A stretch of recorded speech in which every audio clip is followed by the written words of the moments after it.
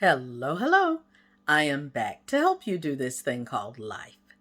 So, I've been praying for you, and I hope that you are praying for me too.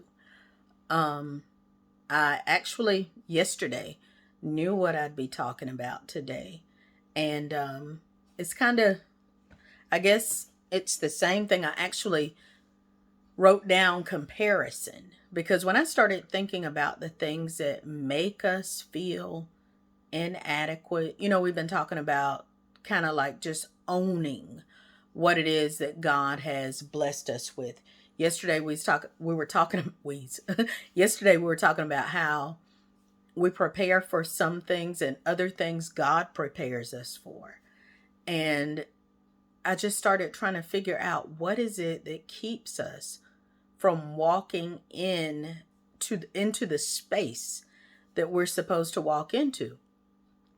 And I believe a large part of it is comparison.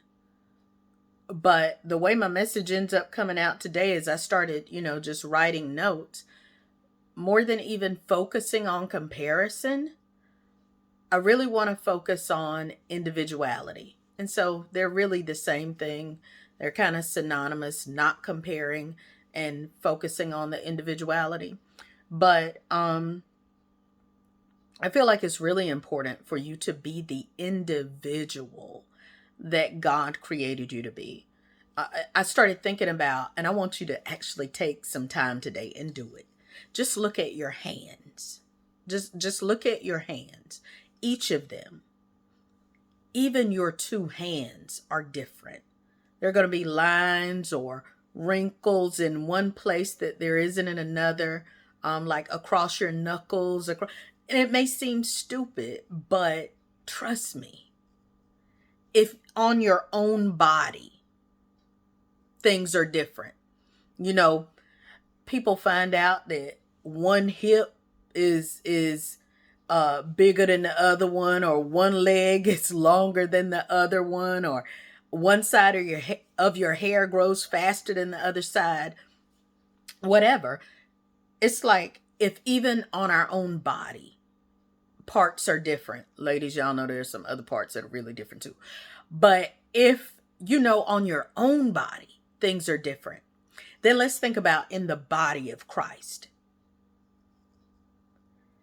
I don't care if both of you are intercessors, you're totally different.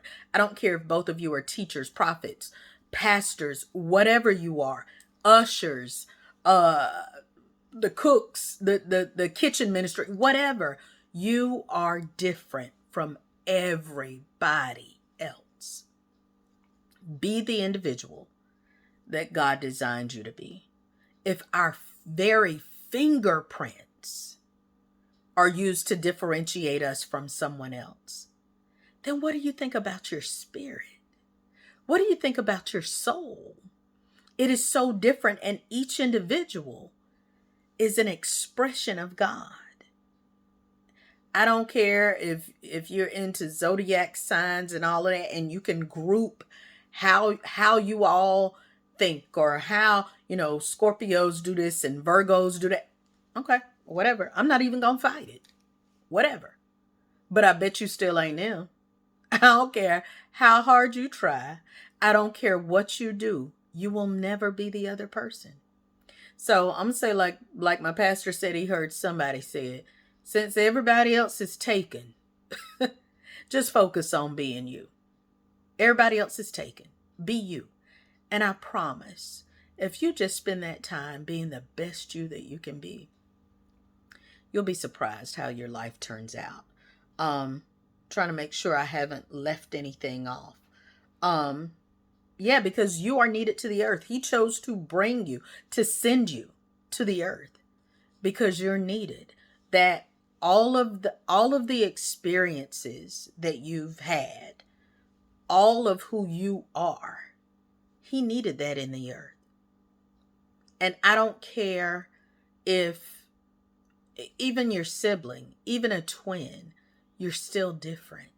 I don't care if as a family you have gone through all of the same things together. I can promise you that each one of you has something different that you came out of that experience with. Um, in First Corinthians 12, it talks about the parts of the body and how each part is needed and how not all are the same. So that's part of what I was saying too. Like, you gotta know where you fit. And sometimes we're like, I don't know where I fit. Doggone it, just be you. And you'll fall into place. Just don't try to be anybody else. Spend the rest of your life trying to be the best you can be. Don't compare yourself to anyone else. If you solely focus on doing what you're supposed to do and being who you are. I don't know if I said it yesterday, but I was even thinking about in a race, each of us has a race to run. But how about this? Your race is an individual race. Ain't nobody in the lanes beside you. There is nobody that you're running against. All you're trying to do is everything you're supposed to do between you and that finish line.